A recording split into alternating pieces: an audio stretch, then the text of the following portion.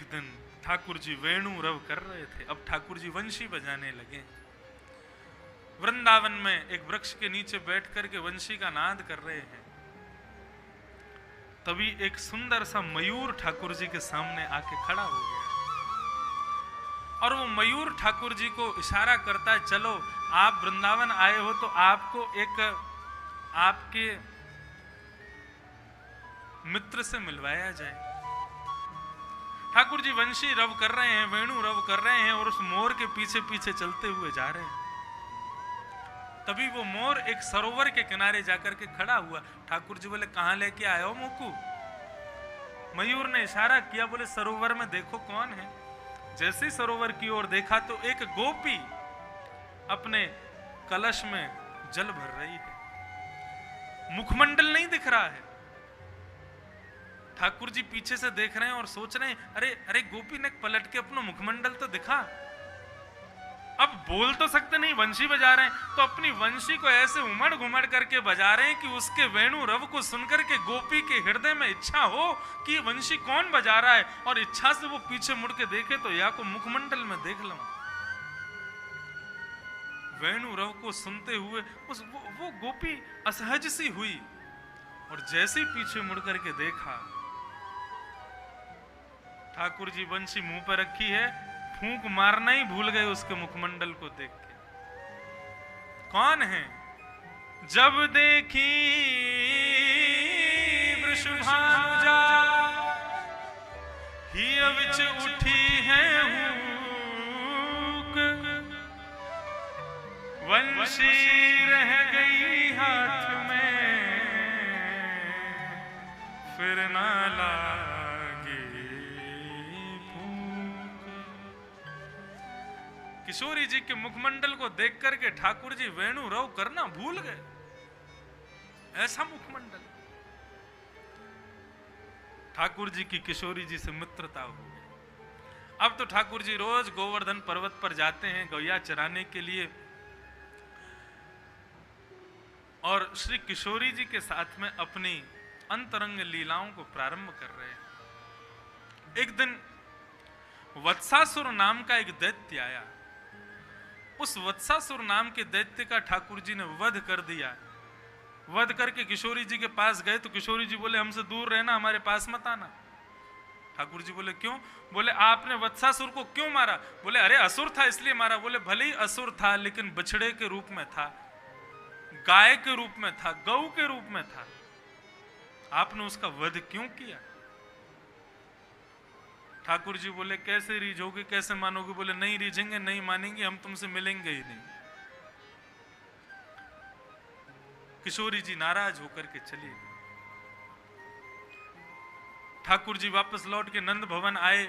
आकर के भोजन में रुचि नहीं लग रही, दूध पीने में रुचि नहीं लग रही, रात्रि सोने में रुचि नहीं हो रही है। अर्धरात्रि का समय ठाकुर जी छिप छिपाते भय किशोरी जी से मिलने के लिए पहुंच गए।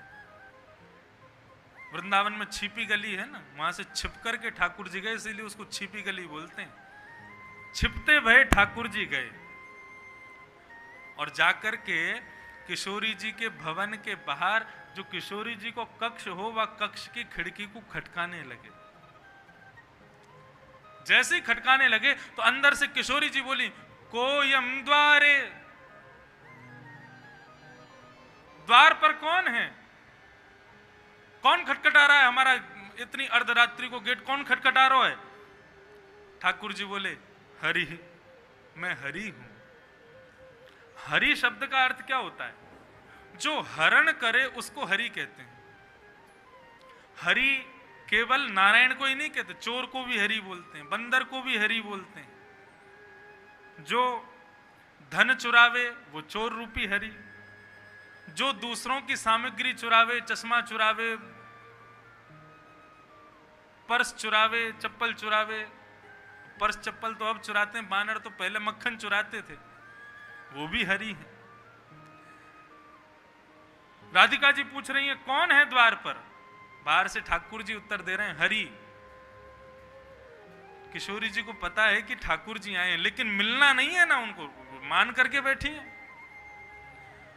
बोले, प्रयहि उपवनम शाखा मृगस्पत्रा किम पात्र किम।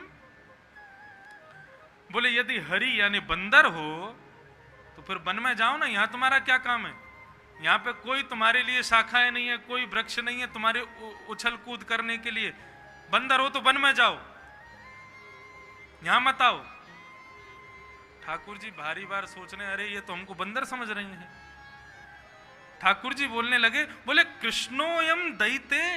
अरे दैते, अरे अरे सखी, अरे राधा, कृष्ण हूं मैं। और कृष्ण का अर्थ होता है काला। राधा रानी बोली, अच्छा तो काला बंदर है, काला बंदर आया है द्वार पर। बिभेमी नितराम कृष्णा अहम बानरा। राधा रानी कहने लगी, बोले बंदर से तो मैं डरती हूं और काले बंदर को तो मैं देखती भी नहीं हूं, उससे तो बहुत डर लगता है मेरे को। काला बंदर आया है। ठाकुर जी सिर पकड़ करके बैठ गए, बोले बताओ, पहले बंदर समझ रही है, अब काला बंदर समझ रही है। अरे राधे हम मधुसूदने। अरे राधे मधुसूदन, मधुसूदन हूं मैं। मधुसूदन का अर्थ होता है भौरा। जो मधु का सेवन करे, मधु का जो चकोर है, उसको मधुसूदन कहते हैं। किशोरी जी कहने लगी, पहले कह रो बंदर हूं, फिर कहने लगो कालो बंदर लंगूर हूं, अब कह रो मैं मधुसूदन, मैं भौरा हूं। अरे अरे तुम मधुसूदन हो, भौरा हो, तो ब्रज लताम तमे ही पुष्पान्विताम। ब्रज की लता पत्रों में जाओ, पुष्पों में जाओ, यहां तुमको कोई मधु नहीं मिलने वाला है, यहां से चले जाओ। ठाकुर जी आगे वर्णन आता है, ठाकुर जी ने बोला, अरे मैं जगतपाल हूं, जगतपाल। राधा रानी बोली, जगतपाल मतलब जगत का पालन करने वाला चौकीदार। हमको चौकीदार नहीं चाहिए, चले जाओ यहां से, हमारे यहां रक्षा करने वाले बहुत लोग हैं। ठाकुर जी बोले, अरे विश्वंभर हूं मैं, विश्वंभर। विश्वंभर मतलब विश्व के अंबर यानी कि पेट भरने वाला। जगन्नाथ को विश्वंभर कहते हैं। ठाकुर जी बोले, मैं विश्वंभर हूं। अच्छा विश्वंभर, विश्व का पेट तो हलवाई भरता है, हलवाई का यहाँ कोई काम नहीं है भैया, चले जाओ यहाँ से। अंत में ठाकुर जी बिल्कुल रूठ गए, हताश हो गए, चले गए वहां से। 3 दिन तक किशोरी जी नहीं मिली। ठाकुर जी किशोरी जी की प्रार्थना कर रहे हैं, राधे राधे करुणामयी कृष्ण प्यारी। राधे राधे करुणामयी कृष्ण प्यारी। मेरी सुधली जो श्री वृषभानु दुलारी। ओ मेरी सुधली जो श्री वृषभानु दुलारी। हे मनोहारिणी रासेश्वरी रस रूपा। हे मनोहारिणी रासेश्वरी रस रूपा। हे मनोहारिणी रासेश्वरी रस रूपा। हे मनोहारिणी रासेश्वरी रस रूपा। हे ब्रज विलासिनी ब्रजवासिनी ब्रज की भूपा। ओ ब्रज विलासिनी ब्रजवासिन ब्रज की भूपा। ललितादिक सहचरी सर्वत्र स्वरूपा। ललता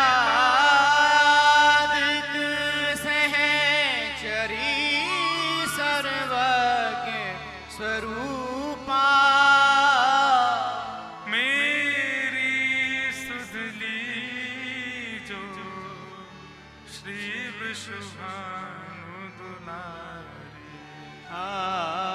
मेरी सुध लीजो श्री वृषभानु दुलारी। श्री राधे राधे करुणामयी कृष्ण प्यारी। राधे राधे करुणामयी कृष्ण प्यारी।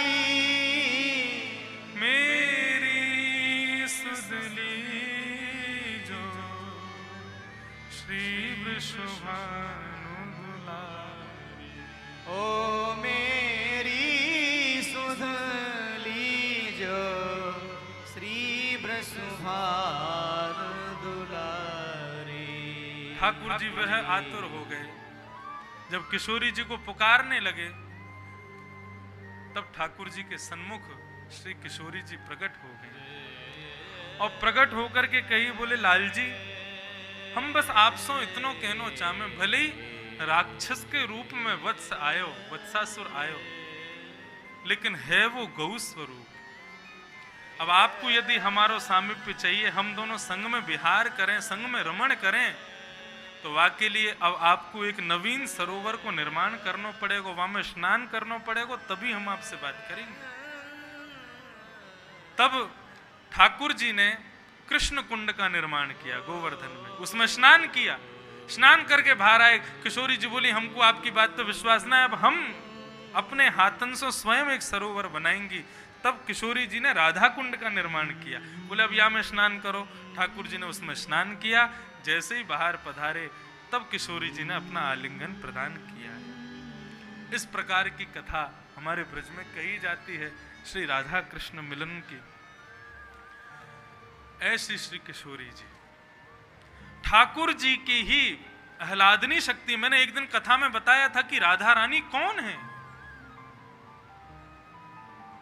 जब मोहिनी अवतार भगवान ने धारण किया, सब मोहित हो गए मोहिनी पर, लेकिन सूर्य मोहित नहीं हुए। सूर्य के अंदर वत्सलता आ गई, करुणा आ गई, ममता प्रकट हो गई। और सूर्य ने मोहिनी भगवान से जाकर के प्रार्थना की, हे प्रभु, आप मेरे इसी रूप में पुत्री बनकर के पधारो। तो मोहिनी भगवान ने उनको वरदान दिया, बोले कि आप द्वापर में आप भानु हैं, आप वृषभानु बनेंगे और हम मोहिनी रूप ही आपके यहाँ श्री किशोरी जी राधा रानी बनकर के पधारेंगे। इस प्रकार से श्री किशोरी जी का प्रादुर्भाव हुआ। वो सब कथाएं यहाँ बताई गई। एक दिन ठाकुर जी जिद करने लगे, यशोदा मैया से कहने लगे, मैं गैया चरावे जाऊंगो। मैया ने कही, लाला तू अभी छोटो है, गैया चरावे जावेगो, गैया बड़ी बड़ी, तू छोटो सो पामन के नीचे आ जाएगो। एक काम कर, तू बछड़ा चरावे जा। ठाकुर जी बछड़ा बछिया चरावे के काजे जान लगे हैं। उसी दिन को गोपाष्टमी के रूप में हम लोग मनाते हैं। एक दिन ठाकुर जी समस्त ग्वाल बालों के संग में वन भोज करने के लिए गए। वहां अघासुर नाम का दैत्य आया, जो कि एक सर्प के रूप में था। उसने इतना विशाल मुख खोला कि उसका उर्ध मुख आकाश में और नीचे के ओष्ठ जमीन में। सब ठाकुर जी के मित्र मंडली को लगा कि भैया कोई बहुत बड़ी गुफा मिली, आज यही में बैठ के वन भोज करेंगे। सब लोग उस मुख में, अघासुर के मुख में प्रवेश कर गए। ठाकुर जी को लगा ये इतनी बड़ी गुफा हमने पहले तो देखी नहीं, जरूर कोई गड़बड़ है। जैसे ही ठाकुर जी ने प्रवेश किया, अघासुर ने अपना मुख बंद कर लिया। ठाकुर जी दौड़ करके उसके कंठ में गए, कंठ में जाकर के अपने शरीर को फुलाया। उसकी वायु अवरुद्ध हो गई और फूलते फूलते फूलते फूलते अघासुर का जो गले से नीचे का भाग था वो ध्वस्त हो गया और समस्त ग्वाल बाल जो कि अघासुर के गर्भ में जा चुके थे, वे सब वहां से निकल करके यमुना किनारे पहुंच गए। ठाकुर जी ने अपनी दिव्य दृष्टि से सबको पुनः सचेत कर दिया, जो कि मूर्छित हो गए थे। समस्त ग्वाल मंडली के साथ में ठाकुर जी ने वनभोज किया। श्री शुकाचार्य जी ठाकुर जी के वनभोज के स्वरूप का वर्णन करते हैं। विभ्रद वेणुम जठर पटयो श्रांग वेत्रे च कक्षे वामे पाणौ मृषण कवलं तत्फलङ्गुलीषु तिष्ठन् मध्ये स्वपरिश्रहितो हासयन् नर्मभिस्वे सर्गे लोके मिषति विभुजे यज्ञभूपालके। ठाकुर जी बड़े विचित्र रूप धारण करके समस्त ग्वाल मंडली के मध्य में बैठ करके वनभोज कर रहे हैं। विभ्रत वेणुम जठर पटयो श्रांग वेत्रे च कक्षे। अपनी एक कांख में ठाकुर जी ने वेणु को दबाया है, दूसरी कांख में गायों को बुलाने वाले बाजे को दबाया है, श्रृंगी को दबाया है।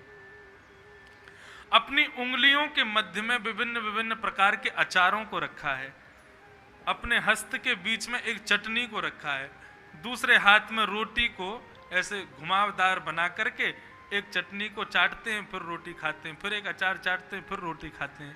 इस प्रकार से ठाकुर जी समस्त ग्वाल मंडलियों के संग में वनभोज कर रहे हैं।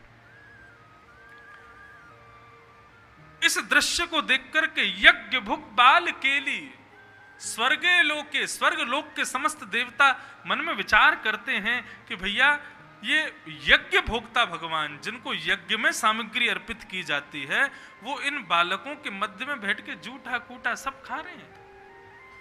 देवताओं को तो सुख मिल रहा है, लेकिन ब्रह्मा के हृदय में प्रश्न चिन्ह उत्पन्न हो गया, ये भगवान तो नहीं है, ये परब्रह्म तो नहीं है। भगवान के प्रति संशय उत्पन्न हुआ और ब्रह्मा जी ने अपनी माया से समस्त भगवान के वत्स जो दूर चर रहे थे सबको हरण कर लिया। ठाकुर जी जब उन बछड़ों को ढूंढने के लिए गए तो भगवान ने ब्रह्मा जी ने उनके समस्त ग्वाल बालों का हरण कर लिया। भगवान बोले किसने किया? बोले सर्वे विधिकृतम कृष्ण, ये सब ब्रह्मा ने किया है। ठाकुर जी बोले ठीक है ब्रह्मा, विधिकृत नाम है ब्रह्मा का। क्या नाम है? विधिकृत। उसका नाम विधिकृत क्यों है? क्योंकि ब्रह्मा की एक कमी है कि वो एक जैसी दूसरी वस्तु नहीं बना सकता। ये ब्रह्मा जी की कमी है, वो एक जैसी दूसरी वस्तु नहीं बना सकते। एक वृक्ष में अनेकों पत्ते हैं, एक डाल में अनेकों पत्ते हैं, उन अनेकों पत्तों में भी एक भी पत्ता दूसरे से समान नहीं होगा, सब अलग अलग होते हैं। जो घरों में जुड़वा बालक पैदा होते हैं वो भी कुछ ना कुछ उनमें अंतर तो होता ही है। ब्रह्मा की सबसे बड़ी कमी कि वो किसी को भी एक जैसा नहीं बना सकता। लेकिन भगवान बोले हम विधिकृत के पिताजी हैं, हम ब्रह्मा को भी बनाते हैं, हम में क्षमता है, हम एक जैसे दूसरे बना सकते हैं। क्या हुआ? बोले सर्वम विष्णुमयम गिरोंग वद जह सर्वस्वरूप। जितने भी ठाकुर जी के ग्वाल बाल थे सबका रूप ठाकुर जी ने धारण किया। और केवल ग्वाल बालों का रूप नहीं, किसी ग्वाला के पास छड़ी थी तो वो छड़ी भी ठाकुर जी बने, किसी के वस्त्र ठाकुर जी बने। और केवल ग्वाल बाल ही नहीं, छोटे छोटे बछड़ा बछिया भी ठाकुर जी बन गए। और इतना ही नहीं, यहाँ वर्णन करते हैं शुकाचार्य जी, किसी ग्वाला का चंचल वृत्ति है तो चंचल वृत्ति भी भगवान बने, किसी ग्वाला की रोष वृद्धि है तो उसकी रोष वृत्ति भी भगवान बने। सब ठाकुर जी ने रूप धारण कर ली। और रूप धारण करके ठाकुर जी पुनः अपनी लीला करने लगे। ठाकुर जी ने रूप क्यों बदले? बंधुओं, जब ठाकुर जी का प्रादुर्भाव हुआ, ठाकुर जी को विचरण करते हुए गोपी जब देखती थी तो मन में विचार करती थी, अरे विधाता, हमारो लाला कन्हैया जैसो होतो तो निरंतर याकू अपनी गोदी में बिठाए के रखते। सब गोपियों के मन में भाव ऐसे उत्पन्न होते हैं। तो ठाकुर जी बोले चिंता मत करो, एक दिन हम आप सबके भी वत्स बनेंगे, 1 वर्ष तक खूब गोदी में लेके घूमना। जब ठाकुर जी यशोदा मैया की गोद में बैठ के गौशाला में आते हैं तो गौशाला की समस्त गाय मन में विचार करती हैं कि हमारे वत्स के रूप में ठाकुर जी क्यों नहीं है? ये हमारे वत्स होते तो कितने प्रेम से इनको दूध की धार पिवाती। ठाकुर जी बोले चिंता मत करो, समस्त गायों को भी वरदान दिया, एक दिन हम तुम्हारे वत्स भी बन के आ जाएंगे। और 1 वर्ष के लिए समस्त गोपियों के समस्त गायों के वत्स बन करके ठाकुर जी विचरण कर रहे हैं। ऐसी ठाकुर जी लीला कर रहे हैं।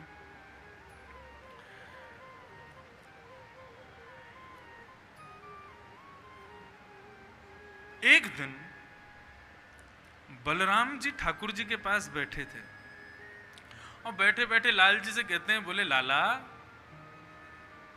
कछु दिना से मुंह को ऐसा लग रहा है कि वृंदावन पे माया को प्रभाव है रोए का। ठाकुर जी बोले, क्यों, ऐसा क्यों लग रहा है आपको? बोले, देख भैया, नए नए बालकन को जन्म है गयो गैयान के, लेकिन ये फिर भी वही वत्स को दूध ज्यादा पिला में जो तेरे संग घूमे जामे। गोपीन के नए नए बालक है गए, वो तो पलना में झूलते रहे, लेकिन तेरे संग के सखा इतने बड़े बड़े है गए, गोपी उनको अपने गोद में लेके घूमे।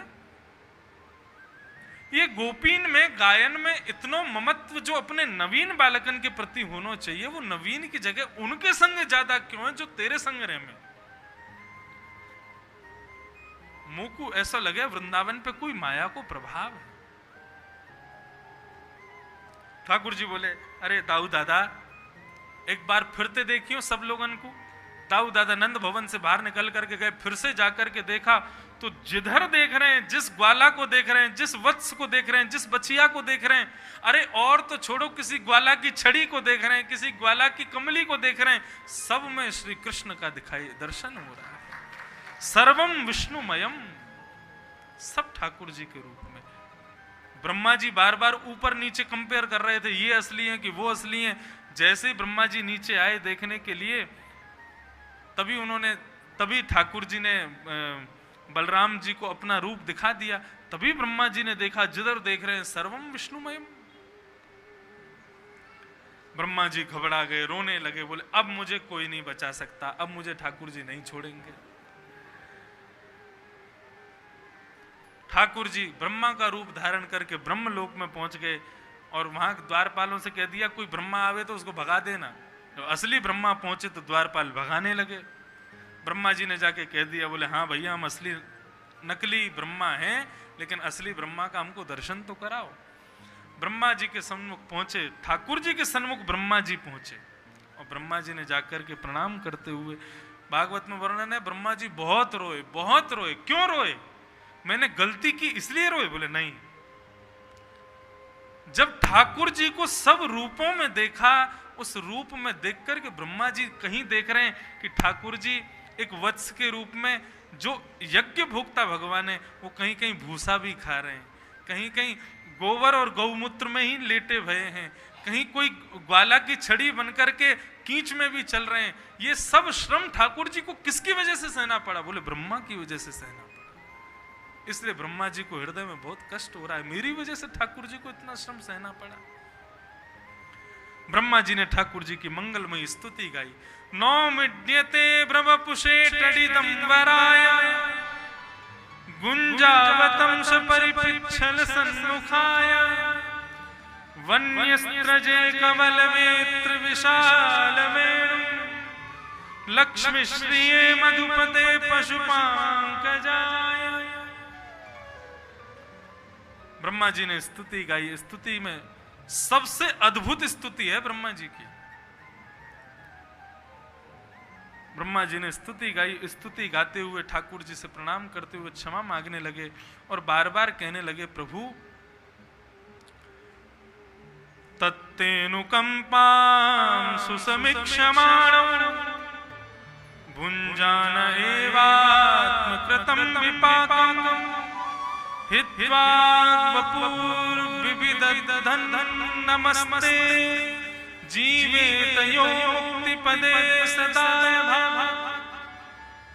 ब्रह्मा भगवान से कह रहे हैं, हे प्रभु, जो लोग हर परिस्थिति में आपकी अनुकंपा समझते हैं, जो लोग हर परिस्थिति में आपकी कृपा का अनुभव करते हैं, मेरे साथ जो हो रहा है, जो होगा, जो हुआ है, सब ठाकुर जी की कृपा है।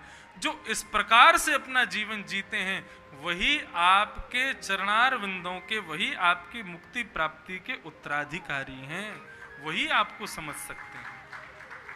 मैं ब्रह्मा होकर के भी, चार मुख होकर के भी, चार बुद्धि होकर के भी आपके रूप को नहीं समझ पाया प्रभु। ज्ञान मार्ग में चलने वाला आपको नहीं समझ सकता, भक्ति मार्ग में चलने वाला ही आपका दर्शन कर सकता है। ब्रह्मा जी ने इस प्रकार से भगवान की स्तुति गाई। स्तुति गाते हुए भगवान के चरणों में प्रणाम किया। भगवान ने फिर भी ब्रह्मा को क्षमा नहीं की। ब्रह्मा जी ने स्तुति गाई, स्तुति गा करके ब्रह्मा जी प्रस्थान कर गए। अब 1 वर्ष बाद समस्त बालकों ने जाकर के अपनी अपनी माताओं को बताया कि आज लाला ने अघासुर नाम को दैत्य मारो। क्यों? क्योंकि 1 वर्ष तक तो ठाकुर जी रूप धारण करके रह रहे थे, 1 वर्ष तक समस्त बालक मूर्छा अवस्था में ब्रह्मलोक में थे। इस प्रकार से ठाकुर जी की लीला चल रही है। अब ठाकुर जी बाल अवस्था से पौगंड अवस्था में प्रवेश कर रहे हैं। ठाकुर जी अब 6 वर्ष के हो गए। अब इच्छा तो मेरी बहुत है कि मैं गोवर्धन लीला तक पहुंच जाऊं कैसे भी करके, लेकिन इतने सुंदर सुंदर अभी प्रसंग हैं। धेनुकासुर का वध होगा, उसके बाद में ठाकुर जी की ऋतुओं का वर्णन आएगा, वेणु गीत का वर्णन आएगा, काली अनाक को मारेंगे, मथुरा की गोपियों पर कृपा करेंगे, तब जाकर के कहीं ठाकुर जी गोवर्धन पहुंचेंगे। अभी बहुत सुंदर सुंदर कथाएं मध्य में विराजमान हैं, उन सबको प्रणाम करते हुए जाना तो चाहिए, लेकिन कुछ विषय ऐसे हैं जिनको मैं चाहता हूं कि मैं गुरु पूर्णिमा उत्सव में कहूं, सेवा में दूं। तो इसलिए आज के प्रसंग को यहीं, ठाकुर जी पौगंड अवस्था में आ गए, अब 6 वर्ष के हो गए। आगे की ठाकुर जी की मधुरतम लीला वो हम लोग कल दोपहर 3:30 बजे से पुनः श्रवण करेंगे, सायं 7 बजे तक। आप सब लोग प्रातःकाल 9 बजे से वेणु गीत का श्रवण कर रहे हैं। तत्पश्चात शाम को कल ठाकुर जी की मंगलमयी लीला का वर्णन, जहां तक ठाकुर जी की लीला पहुंचेगी वहां तक कहने का प्रयास करेंगे, क्योंकि अब विस्तार से अद्भुत कह रहे हैं तो एक एक विषय पर, एक एक प्रसंग पर अभी भी कई बातें छोड़ करके हम आगे जा रहे हैं, उनको प्रणाम करके जा रहे हैं। सबको प्रणाम करते हुए आज की कथा को विराम देंगे।